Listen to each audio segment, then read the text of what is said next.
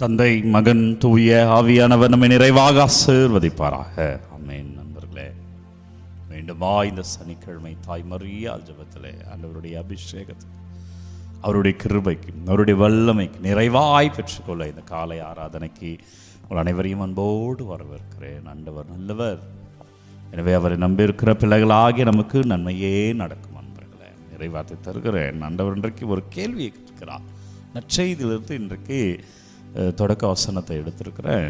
ஆண்டவர் ஒரு கேள்வியை கேட்கிறார். என்ன கேள்வினா, லூக்கா நற்செய்தி 20வது அதிகாரம் 22 எடுத்து வாசிங்க. 20, 22. நான் குடிக்கும் துன்ப கிண்ணத்தில் உங்களால் குடிக்க இயலுமா? நான் குடிக்கும் துன்ப கிண்ணத்தில் உங்களால் குடிக்க இயலுமா என்ற கேள்வி. என்னை போல நீ வாழ்வாயா என்ற கேள்வி. என்னை போல நீ மன்னிப்பாயா என்பது இந்த கேள்வியில் அடங்கியிருக்கிறது. என்னை போல தாழ்ச்சியாய் நீ இருப்பாயா என்ற கேள்வி இதில் அடங்கியிருக்கிறது. இந்த என்னை போல ஏழை எளியவர்கள் சார்பாக நீ நிற்பாயா என்பது இந்த கேள்வி அடங்கியிருக்கிறது. பாருங்க, இந்த நீட்டுக்காக போராட்டம் நடைபெறுகிறது. கிறிஸ்துவாக நாம் என்ன செய்து கொண்டு இருக்கிறோம்? இயேசு இருந்தால் இந்த போராட்டத்தில் இருந்திருப்பார் அல்லவா? எங்க தேவை இருக்கிறது அங்கெல்லாம் சென்று இருப்பார் அல்லவா? கிறிஸ்துவனான நீ நானும் என்ன செய்து கொண்டு இருக்கிறோம் என்ற கேள்வி பிரியமானவர்களே ஆண்டவர் கேட்கிறார். என்னை போல் நீ இருப்பாயா? இன்றைக்கு ஆண்டவர் நம்ம தான் அந்த ஆண்டவர் பதில் சொல்லணும். அப்பா, நான் உங்களை போல இருக்கிறேன் ஆண்டவரே. அப்பா, நான் உங்களை பின்பற்றுகிற மகனாய் நான் இருக்கிறேன் ராஜா. ஆண்டவரே, உங்கள் பாதியில நான் இருக்கிறேன் ஆண்டவரே. என்னை ஆசீர்வதிங்கப்பா, என்னை தொடுங்க ஆண்டவரே, என்னை வழி நடத்துங்க ஆண்டவரே. வாழ்வியல் நடைமுறைகளை நான் என்ன செய்தேனோ அதே போல் நீ செய்வாயா என்று கேட்ட இயேசுவிடும். அப்பா, நான் செய்கிறேன், இன்னைக்கு நான் செய்கிறேன், அதாவே எனக்காக ஜெபிங்க, நான் செய்கிறேன் என்று ஒப்பு கொடுத்து அவரை ஆராதிப்போம். நன்றி. சனிக்கிழமைக்காய் நன்றி செலுத்துகிறேன். ஒவ்வொரு பிள்ளைகளுக்காய் நன்றி செலுத்துகிறேன். அப்பா, எங்களை தொடுங்க ஆண்டவர், வழி நடத்துங்க ராஜா. ஆராதிக்கிறோம் ஆண்டவரை. ஆராதிங்க, தேவைகளெல்லாம் வைத்து அவரை ஆராதிங்க. உங்கள் விண்ணப்பங்களை எல்லாம் வைத்து ஆராதிங்க. இது காலை ஆராதனை, இது அபிஷேகம். ஆண்டவரை ஆராதிக்கிற பொழுது ஆசீர்வாதம்.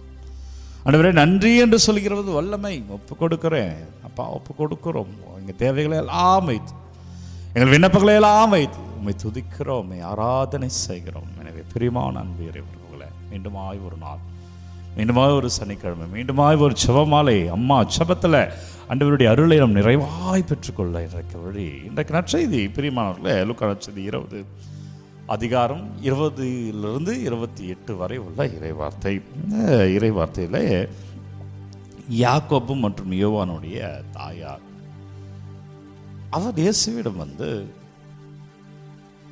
நீ ஆச்சரியமே பெற்று வருகிற பொழுது உன் வலப்புறமும் இடப்புறமும் ஒருவராக என் பிள்ளைகள் இருபுறத்தில் அமர வேண்டும் என்று கேட்கிறார். அப்போதான் இயேசு இந்த கேள்வி கேட்கிறார். என்ன கேள்வினா, நான் குடிக்கும் துன்ப கிண்ணத்தில் உங்களால் குடிக்க இயலுமா?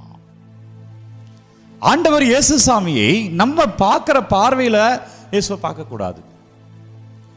நம்ம இமேஜின் பண்ணிக்கிட்டு இப்படிதான் இயேசு எனக்கு வேணும், இப்படிதான் என் இயேசு வாழ்க்கையில் என்னை ஆசீர்வதிக்கணும், இப்படிதான் இயேசு என்னை தொடணும். இல்லை, உன் திட்டத்தில் அவர் அல்ல, அவர் திட்டத்தில் தான் நம்ம இருக்கிறோம். நம்ம திட்டத்தில் அவர் அல்ல. அவர் நம்மை தொடுவார், நம்மை ஆசீர்வதிப்பா, கேட்கும்போது விடுதல் தருவார், அது வேற விஷயம். ஆனால் அவர் எனக்காக வைத்திருக்க திட்டம் என்ன?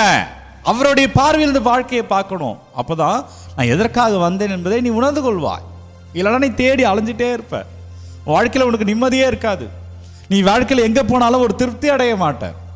ஏனென்றால் உனக்காக வைத்திருக்க வாழ்க்கையை நீ வாழாமல் நீ வேறொரு பாதையில் இருந்து கொண்டு, ஆண்டவரே இங்கே எனக்கு பிரச்சனை, ஆண்டவருக்கு நிம்மதி இல்லை, ஆண்டவரே இது எனக்கு புரியல என்று புலம்பிக் கொண்டு இருக்கிறாய். அதுதான் எனக்கு நற்செய்தி. ஆண்டவர் கேட்கிறார், நான் குடிக்கும் துன்ப கிண்ணத்தில் உன்னால் குடிக்க இயலுமா என்ற கேள்வி. பிரியமுள்ள அன்பு இறைவர்களே, இந்த கிறிஸ்தவ வாழ்க்கை என்பது பெருமையில் அல்ல, சேவையில் அடங்கி இருக்கிறது என்பதை சொல்லுகிறார். அவங்க என்ன நினைச்சிட்டாங்கன்னா, இயேசு ஒரு ராஜா போல இருப்பாரு. ராஜாவுக்கு இருபுறமும் மன்னர்கள் இருப்பாங்க இல்லையா? ஒரு ஆட்சி உரிமை பெறுகிற போது அவர் தெரிந்தவர்கள்லாம் பதவி பெறுவார்கள் அல்லவா? அப்படி என் பிள்ளைக்கு ஒரு பதவி கொடு அப்படின்னு கேட்டு வருகிறார்கள். ஆனால் அவருக்கு தெரியாது, அவர் ராஜாதான், ஆனால் சிலுவையில் அறையப்படுகிற ராஜா. அவர் ராஜாதான், தன்னுடைய ரத்தத்தை முழுமையாய் கொடுத்து, தன் ரத்தத்தை கொடுத்த மக்களை மீட்டெடுக்கிற ஒரு ராஜாவாக. எனவே அவர் பணியில உன்னை கரைத்துக்கொள். ஆண்டவருடைய பணி அது அபிஷேகம், அது ஆசீர்வாதம். அதற்காக தான் நீ அனுபவப்பட்டு இருக்கிறாய், அதற்காக தான் நீ அழைக்கப்பட்டு இருக்கிறாய் என்ற ஆசீர்வாதம். எனவே பிரியமான அன்பு பிள்ளைகளை, இன்றைக்கு ஆண்டவருடைய கிண்ணத்தில் நாம் குடிக்கிற பிள்ளைகளாக, அவருடைய கிண்ணத்தில் நான் அப்பா உங்களுடைய உங்களுடைய பாடுகளில் நான் பங்கேற்கிறேன். உங்கள் வாழ்க்கையில் வேதனைகள்லாம் இருக்கும் இல்லைங்களா, கஷ்டங்கள்லாம் இருக்கும் இல்லைங்களா, அநியாயங்கள்லாம் நடந்திருக்கும் இல்லைங்களா, அவற்றையெல்லாம் அப்பா உங்களுடைய இரத்தத்தில் நீங்கள் பட்ட வேதனையில் நான் படுவதாக அதை உங்களிடம் அதை நான் அர்ப்பணிக்கிறேன், அதை நான் ஒப்பு கொடுக்கிறேன். ஒப்பு கொடுங்க அப்பா. உங்கள் வாழ்வில் நடந்த எல்லா கஷ்டங்களும், எல்லா துயரமான நிலைகளும், எல்லா கசப்பான அனுபவங்களையும் ஆண்டவரே உங்களுடைய பாடுக்கு நான் சமர்ப்பிக்கிறேன். உங்களோடு நானும் பங்கேற்றதாக என் வாழ்க்கையை நான் அதை அர்ப்பணிக்கிறேன். அர்ப்பணிங்கள் அன்பர்களே. அப்போ வாழ்க்கை புரியும். ஏன் இந்த துன்பம், ஏன் இந்த கவலை, ஏன் இந்த குடும்பத்தில் கஷ்டம், ஏன் வாழ்க்கையில் போராட்டம், ஏன் வாழ்க்கையில் பலவீனம் என்பதை அவர் வெளிப்படுத்துவார், அவர் தருவார், அவர் ஆசீர்வதிப்பார். எனவே பிரியமுள்ள அன்பு இறை உறவுகளே, வல்லமையான இறைவன் நம்மை தொடும்படியாக தாய்மரியா ஜெபத்தில் அபிஷேகமாக இருக்கும்படி ஒப்பு கொடுத்து செபிப்போம். நன்றி அப்பா. என் துன்ப கிண்ணத்தில் நீ குடிப்பாயா, என்னை போல நீ நேர்மையாக உண்மையாக வாழ்வாயா? இந்த கேள்விக்கு நன்றி ஆண்டவரே. எங்கள் வாழ்க்கையை மாற்றுங்கள் அப்பா. இன்னும் நாங்கள் தூய்மையாய் மாற, இன்னும் ஆசீர்வாதமாய் மாற வாழ ஒப்பு கொடுக்கிறோம். ஒப்பு கொடுங்க. உங்கள் விண்ணப்பங்கள் எல்லாம் ஒப்பு கொடுங்க. பிள்ளைகள் என்னவெல்லாம் கமெண்ட்டில் அனுப்புகிறாங்களோ பாதத்துக்காக ஜெபிங்க, அதுக்காக வேண்டுங்க.